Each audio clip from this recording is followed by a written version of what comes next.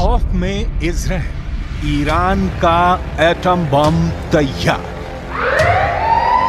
बातें और दावे तो बहुत दिनों से हो रहे हैं कि ईरान इजराइल से हमास चीफ इस्माइल हानिया के बदला जरूर लेगा, लेकिन हमास चीफ हानिया की हत्या के 16 दिन बाद भी ईरान ने इजराइल पर एक भी गोली अभी तक नहीं चलाई है।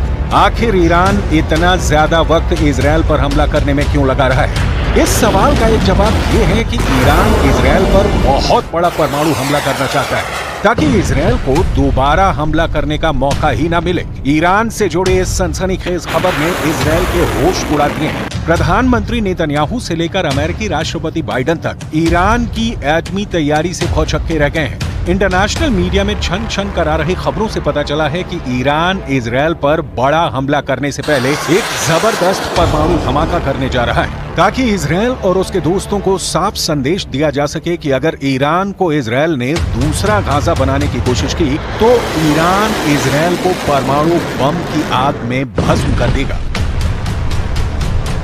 जरा देखिए ईरान के परमाणु हमले को लेकर क्या तैयारियां चल रही हैं। खुफिया एजेंसी को भनक लगी है कि ईरान इस वक्त अंदर ही अंदर परमाणु बम से जबरदस्त हमला करने की तैयारी में जुटा है। दावा तो यहां तक किया गया है कि ईरान के सुप्रीम लीडर ने कुछ चुनिंदा टॉप कमांडरों को आदेश दे दिया है कि ईरान इजराइल पर एटम बम से हमला करना चाहता है। हालात ये हो गए हैं कि ईरान की परमाणु तैयारी को देखते हुए पीएम नेतन्याहू ने एक बड़ी मीटिंग की है जिसमें ये समझने की कोशिश की गई है कि अगर ईरान इजराइल पर परमाणु बम से हमला करता है तो इजराइल ऐसी स्थिति में अपने बचाव के लिए क्या क्या कदम उठा सकता है। दावा किया जा रहा है कि ईरान लगभग 12 परमाणु बम बनाने के बेहद करीब पहुंच चुका है, जो पूरे मिडिल ईस्ट के लिए बेहद खौफनाक है, खास तौर से इजराइल के वजूद के लिए। ईरान अपने बेहतरीन ड्रोन और मिसाइलों के लिए मशहूर है। दावा किया जाता है कि ईरान के पास लगभग 48 से ज्यादा ऐसे बंकर हैं जिसमें घातक मिसाइलें मौजूद हैं। दिक्कत यह है कि ईरान से इजराइल के बीच की दूरी 1700 से 2000 किलोमीटर तक है। ऐसे में इजराइल के पास एक ही रास्ता है कि उसे इजराइल पर हमला करने के लिए ऐसी मिसाइलें मिले जो इजराइल को एक ही हमले में दबा करके रख दे। इसी जरूरत को ध्यान में रखकर ईरान ने अभी तक इजराइल पर घातक हमला नहीं किया है, क्योंकि चीन और रूस ने ईरान को बड़े हमला करने से पहले पूरी तैयारी करने को कहा है। खास तौर से ईरान को 2000 किलोमीटर तक मार करने वाली ऐसी मिसाइलों से रूस और चीन लैस करना चाहते हैं जो इजराइल को बचने का मौका ही ना दे। यानी ईरान की राजधानी तेहरान से इजराइल के तेल अवीव पर सीधा और बड़ा हमला राष्ट्रपति पुतिन, राष्ट्रपति शी जिनपिंग, ईरान के supreme leader Ayatollah Ali Khamenei को साफ संदेश दे चुके हैं कि रूस और चीन आखिरी दम तक ईरान के साथ हैं। खबर है कि रूस ने अपने लड़ाकू परिवहन विमान से दर्जनों परमाणु क्षमता वाली मिसाइलें तेहरान पहुंचा दी हैं। दावा तो यहां तक किया जा रहा है कि अगर तेहरान ने इनमें से एक भी मिसाइल से इजराइल पर हमला किया तो इजराइल का विनाश कोई रोक नहीं सकता है। We are looking on this Iranian network that put a deadly explosive inside Israel, and we will act against the Iranian terror wherever it is. We will not expect, we will not get any Iranian explosive devices here and not do anything. We will act determinedly against the Iranian terror wherever it is.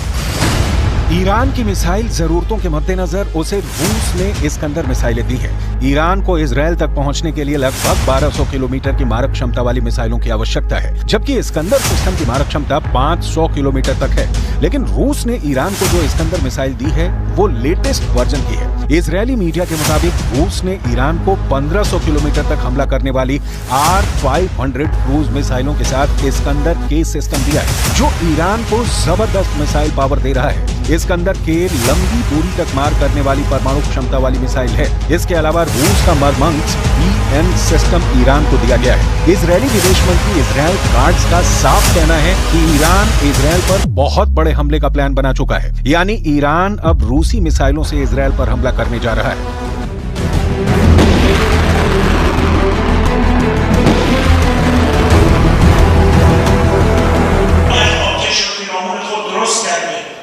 و فکر میکنه که میتواند کشورها را با ترور دانشمندان هسته‌ای را در خیابان‌ها ترور کنند تا یک کشور از دستیابی به انرژی هسته‌ای باز بماند. این مضحک‌ترین استراتژی است برای دستیابی به یک هدف سیاسی.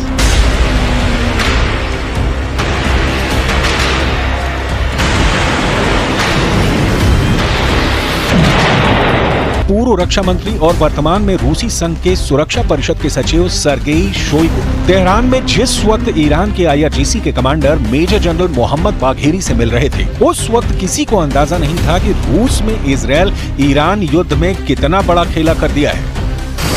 Israeli media के दावों के मुताबिक Iran की राजधानी Tehran में एक गुप्त meeting हुई है, जिसमें रूस ने तुरंत ही ईरान की सभी मांगे मान ली हैं। दावा किया गया है कि रूस की तरफ से पूर्व रक्षा मंत्री सर्गेई शोइगु ने IRGC के top commander major general Mohammad Bagheri की और उन्हें परमाणु क्षमता वाली मिसाइलें देने का रास्ता साफ कर दिया है। दावा किया जा रहा है कि राष्ट्रपति पुतिन के आदेश के बाद सैन्य परिवहन विमान IL-76 ने रूस से उड़ान भरी, जिसने ईरान के गुप्त ठिकाने पर रूसी इस्कंदर मिसाइलों को ईरान पहुंचा दिया है। इसके अलावा रूस ने ईरान को उपग्रह नेविगेशन सिस्टम मरमंग्स BNEWS भी दिया है। रूस की इस्कंदर परमाणु क्षमता वाली मिसाइल कुछ मिनट में ही तैयार की जा सकती है। इस मिसाइल के मिलने से ईरान अब इजरायल में घुसकर कभी भी इस्कंदर मिसाइल से हमला कर सकता है, जबकि रूस का उपग्रह नेविगेशन सिस्टम मरमंग्स BNEWS ईरान को ऐसी क्षमता देगा कि इजरायल के लड़ाकू जेट और मिसाइलें हमला तक नहीं कर पाएंगी।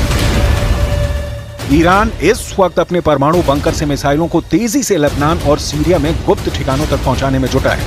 IRGC के टॉप कमांडरों को साफ आदेश है कि कम से कम मूवमेंट की जाए, इजरायल के जासूसी नेटवर्क को चकमा देते हुए मिसाइलों को अड्डों पर पहुंचाया जाए।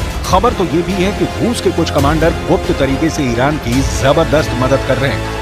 इधर supreme leader Ayatollah Ali Khamenei ईरानी अखबार कहान में लेख लिखा है कि पिछली बार ऑपरेशन में ईरान ने इजरायल के सिर्फ कुछ ठिकानों को निशाना बनाया था, लेकिन अब इजरायल के अंदरूनी इलाकों जैसे तेल अवीव और हाइफा रणनीतिक केंद्रों पर हमला होगा। खामनेई ने ये भी लिखा है कि हानिया की हत्या में शामिल इजरायली अधिकारियों के घरों को निशाना बनाया जाएगा।